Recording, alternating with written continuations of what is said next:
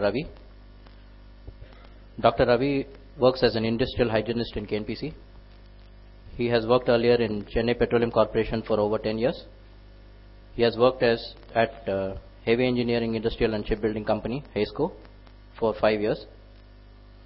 And his last 5 years is in KNPC. He has wide experience in HSE, MS development, industrial hygiene process, and its implementation. He graduated in chemistry and is a graduate in fire engineering.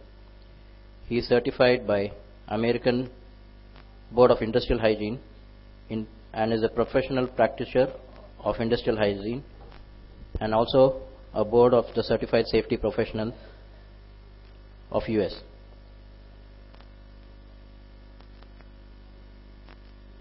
Of LSS, the only one in Kuwait to be certified in both the disciplines. He takes keen interest and has been a member for more than 25 years as safety professional who has been certified in Kuwait. He is one of the founding members of ASSE Kuwait chapter and has been its secretary for over 5 years. Welcome you, sir. I welcome Dr. Jayachandran. Just a brief on his personality. Dr. Jayachandran Palsanami graduated from Madurai Medical College. He specialized in internal medicine, occupational and health medicine. He has worked in the Mission Hospital at Chennai for 5 years and then in the ESI Hospital for 10 years. He joined Sri Ramachandra Medical College for occupational medicine. He's got his higher training in occupational medicine from University of California and San Francisco and also in Munich of Germany. He got his fellowship in chest from American College of Chest Physicians. He is a member of the American Thoracic Society. He is a reader of WHO Medical Bulletin, member of American College of Occupational and Environmental Medicine. He has authored books, namely Training Manual for Spirometry for Occupational Health Users, and he has presented over 10 papers related to occupational medicine and lifestyle diseases both in India and international. His papers presented in Middle East comprise of medical evaluation for light duty in Bahrain, occupational health safety meeting in February 2011, and using PME data for reducing stress and diseases in industries. We welcome you, sir. I now hand over the mic to Dr. Ravi. அனைவருக்கும் வணக்கம். Okay, நான் கொஞ்சம் எக்ஸ்டெம்பரா பேசுவேன், ஃப்ரீயா பேசுவேன். தமிழ்ல பேசுறதுக்கு நிறைய ட்ரை பண்றேன் இன்னைக்கு. ஆல்ரெடி கொஞ்சம் நிறைய ரொம்ப டிஃபிகல்ட் வீடியோ எல்லாம் போட்டாங்க உங்களுக்கு. ஸோ ரொம்ப லோட் பண்ண மாட்டேன், சிம்பிளா பேச ட்ரை பண்றேன் நான். Okay, here we go. This is the title. இன்னைக்கு பேச போற டைட்டில் வந்து engineering the risk factors to promote health in work and at home. அதாவது நம்ம ஒர்க் பண்ற இடத்துலையும் சரி, நம்ம வீட்லையும் சரி, நமக்கு வந்து நம்ம அறியாமையே நம்ம வந்து நிறைய ரிஸ்க்ஸ் வந்து எக்ஸ்போஸ் ஆயிடுறோம். அதாவது டேஞ்சருக்கு எக்ஸ்போஸ் ஆயிடுறோம். சில நேரத்தில் நமக்கு தெரியும், சில நேரத்தில் தெரியறதில்லை. தெரியாம எக்ஸ்போஸ் ஆயிட்டு அப்புறம் அவஸ்தைப்படுறோம் சில நேரத்தில் அது தெரிஞ்சு நம்ம ஸ்டெப் எடுக்கிறது இல்லை. ஸோ இனி நம்ம என்ன பார்க்க போறோம்னாக்கா, இந்த ரிஸ்க் எல்லாம் எப்படி அவாய்ட் பண்றது லைஃப்ல, ப்ரிவென்டிவ் மெஷர்ஸ் சொல்லுவாங்க. அது ப்ரிவென்ட் பண்ணணும்னாக்கா ஃபர்ஸ்ட் நமக்கு அது என்ன ரிஸ்க்னு தெரியணும், அப்பதான் அதை ப்ரிவென்ட் பண்ண முடியும். ஸோ நம்ம என்ன ரிஸ்க்னு தெரிஞ்சுப்போம், நம்ம டே டு டே லைஃப்ல எப்படி ப்ரிவென்ட் பண்றதுன்னு பார்ப்போம். பிளஸ் டாக்டர் சைட்ல வந்து இந்த ரிஸ்க் எல்லாம் எக்ஸ்போஸ் ஆயிட்டோம் அப்படின்னாக்கா நம்ம வரக்கூடிய டிசீசஸ், வியாதிகள், எப்படிப்பட்ட சிம்டம்ஸ், எப்படி டயக்னோஸ் பண்றது, எப்படி ட்ரீட் பண்றது, அதை பத்தி டாக்டர் பேசுவார். ஓகேங்களா? Now, what do you think are the possible health risk factors in our day-to-day life? ஆபீஸா இருக்கட்டும், இல்ல ஒர்க்கா இருக்கட்டும். இங்க நம்ம தோழர்கள் நிறைய பேர் இருக்காங்க. They are coming from different industries, oil and gas, upstream, downstream, engineering, construction, maybe Ministry of Electricity, different sources வந்திருக்கலாம். ஒவ்வொருத்தருக்கும் ஒவ்வொரு மாதிரி அசார்ட்ஸ் இருக்கும். பட் இன் ஜென்ரலா வந்து நம்ம பிரிச்சு பார்க்கறது என்னன்னாக்கா கெமிக்கல் ஹெல்த் ஹசார்ட்ஸ் சொல்லுவோம், பிசிக்கல் ஹெல்த் ஹசார்ட்ஸ் சொல்லுவோம், பயாலஜிக்கல் அண்ட் எர்கனாமிக். கெமிக்கல்னாக்கா ஆல்ரெடி உங்களுக்கு தெரியும், நம்ம ஆல்ரெடி எக்ஸாம்பிள் சொல்லிட்டாங்க சில பேர். குளோராக்ஸ் சொன்னாங்க, கிளீனிங் ஏஜென்ட் சொன்னாங்க, ப்ளீச்சிங் ஏஜென்ட் ஏதோ சொல்லிட்டு இருந்தாங்க. Very good. ஓகே, அது மட்டும் கெமிக்கல் இல்ல, நம்ம நிறைய யூஸ் பண்ணிட்டு இருக்கோம். வில் சி, அதை பத்தி எல்லாம் பார்ப்போம். பிசிக்கல் ஹெல்த் ஹசார்ட்ஸ்னா என்ன? தடிக்க விழுற ஹசார்டை பத்தி பேசல, ஸ்லிப் ட்ரிப் ஃபால்ஸ் பத்தி நான் பேசல, தடிக்க விழுறது, கத்தியால கட் பண்ணிக்கிறது, அதை பத்தி எல்லாம் நான் பேசல. நான் பேச போறது வந்து ஹியரிங் லாஸ் சொல்லுவாங்க. அதாவது அதிகமா நாய்ஸ் போச்சுனாக்கா காது செவிடாயிடும். அதை பத்தி, அது எதனால, அதை பத்தி பேசலாம். ரெண்டாவது செல்லுலர் போன். எல்லாரும் இன்னைக்கு வந்து சின்ன பசங்கள்ல இருந்து 2 வயசு 3 வயசு குழந்தைல இருந்து செல்லுலர் போன் யூஸ் பண்ணிட்டு இருக்கோம். அதனால என்னென்ன ப்ராப்ளம்ஸ் வருதுன்னு பார்ப்போம். மூணாவது, இந்த பிசிக்கல் ஹெல்த் ஹசார்ட்ஸ்ல வந்து நம்ம வந்து we are using microwave oven இல்லைங்களா வீட்டுல.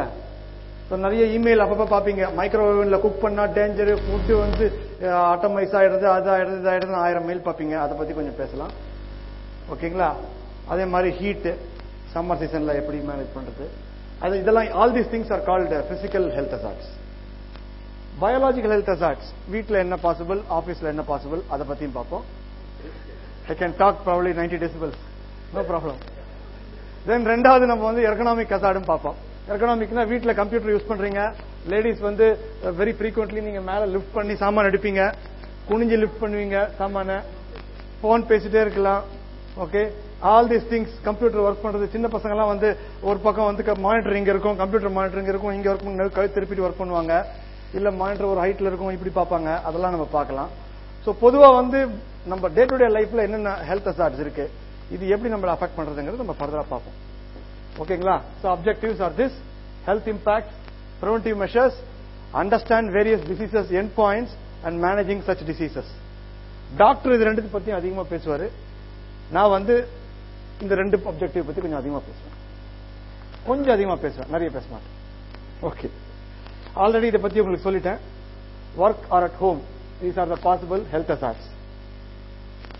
Okay, நான் இன்னும் ஃபர்தரா போறதுக்கு முன்னாடி I have lot of medical colleagues here, so but I cannot go to your level, but layman புரியுற மாதிரி I want to talk about certain issues. For example, நம்ம சுவாசிக்கிறோம், காத்து சுவாசிக்கிறோம், அது how it happens, அது உள்ள ஆக்சிஜன் எப்படி bloodல கலக்கிறதுங்கிறது ஃபர்ஸ்ட் நம்ம பார்ப்போம்.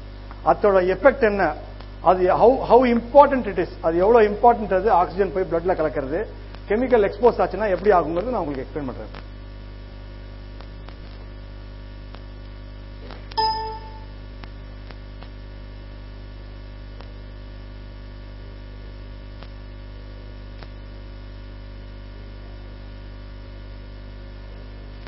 Let us see how we breathe.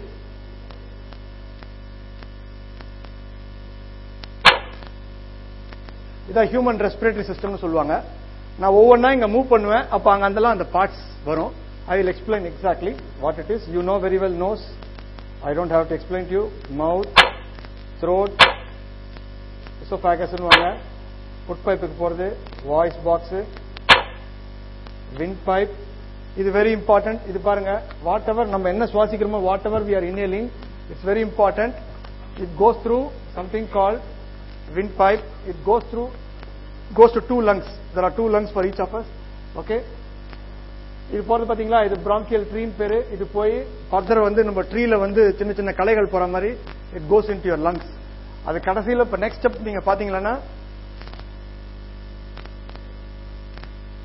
Red ஃபிளாஷர் தான் ஆல்வியோலின் பேரு.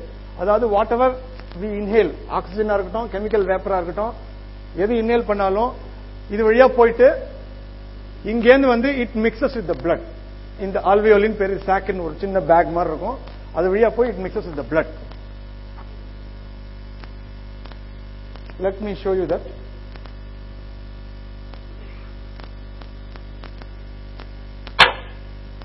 This is oxygen, red blood cell. இது ரெண்டும் மிக்ஸ் ஆனோம்.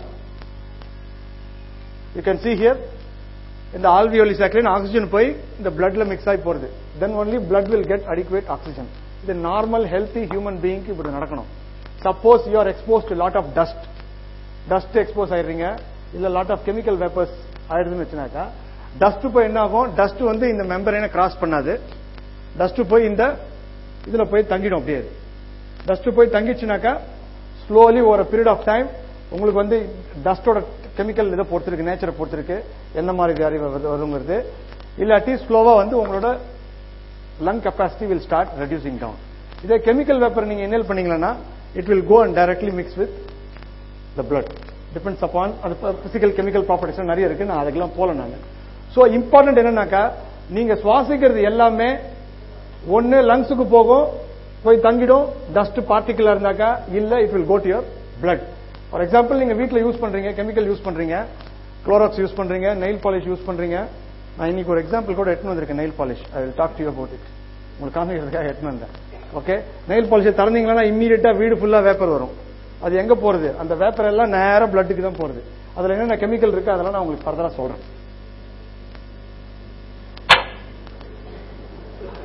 ஆல்ரெடி டென்ஷன் ஆகாதீங்க, நான் உங்களுக்கு சொல்யூஷனும் கொடுப்பேன். நான் ரிலாக்ஸ்டா இருங்க, நான் உங்களுக்கு I will give you solutions also. Already என்னோட ஃப்ரெண்ட்ஸோட 2-3 வைஃப்ஸ் அவங்க சொல்லிட்டாங்க, 2-3 ஃப்ரெண்ட்ஸ் இருக்காங்க, அவங்க வந்து இதை பத்தி பேசினா நாங்க வரவே மாட்டோம் அப்படின்னாங்க. இல்ல நான் சொல்யூஷன் கொடுக்குறேன் வாங்க அப்படின்னு சொல்லி கூட்டு வந்திருக்கேன் அவங்கள. Okay okay. ரெண்டாவது, இப்ப நார்மலா ஹெல்த்தி ஹியூமன் பீயிங்னா அடல்ட் ஹியூமன் பீயிங் வந்து கெமிக்கல் உள்ள என்ட்ரி பண்றதுக்கு வந்து there are 3 routes. ஒன்னு இன்ஹலேஷன், இன்ஜெக்ஷன் அண்ட் ஸ்கின் வழியா போறது. இன்ஹலேஷன் நம்ம பார்த்துட்டோம். இன்ஜெக்ஷன் வந்து அடல்ட்ஸுக்கு நார்மலா நடக்காது. வீட்டுல சில்ட்ரன் யூஸ் பண்ணாங்கன்னாக்கா அது உள்ள போறதுக்கு சான்ஸ் இருக்கு. இது இம்பார்ட்டன்ட், இதையும் பாருங்க. மூணாவது skin. The body's largest organ, the skin, serves as a protective coat, guarding internal structures from the outside environment. It is composed of 2 distinct layers of tissue, the epidermis and the dermis.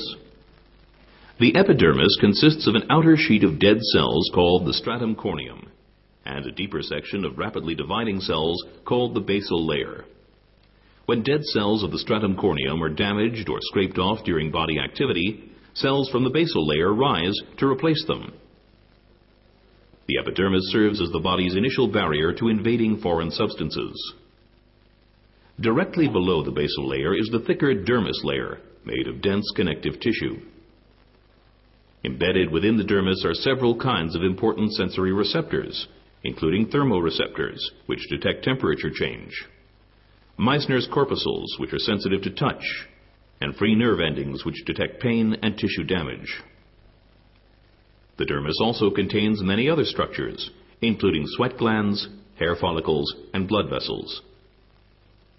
Okay, இதுல முக்கியமானது என்ன பாத்தீங்கன்னா skin பார்த்தாக்கா 3 layer இருக்கு சொன்னாங்க. Top layer, middle layer, bottom லேயர்னு.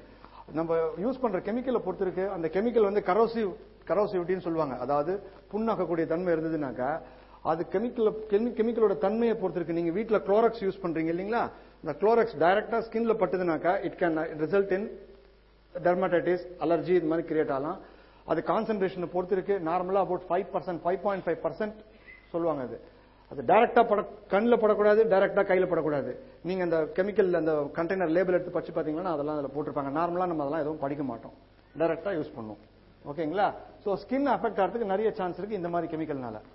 Okay, அது chemical சில chemical வந்து டைரக்டா வந்து உள்ள பட்டுதுனாக்கா அது இந்த லோக்கலா மட்டும் அஃபெக்ட் பண்ணாது. It can affect some of the body systems. Kidney affect பண்ணலாம், இல்ல லிவர் அஃபெக்ட் பண்ணலாம். there are some chemicals like that. Work life la there are many chemicals. Now let us come to the core issue. நம்ம லைஃப்ல என்னென்ன chemicals இருக்கு, நம்ம என்னெல்லாம் face பண்றோம் டே டு டே லைஃப்ல.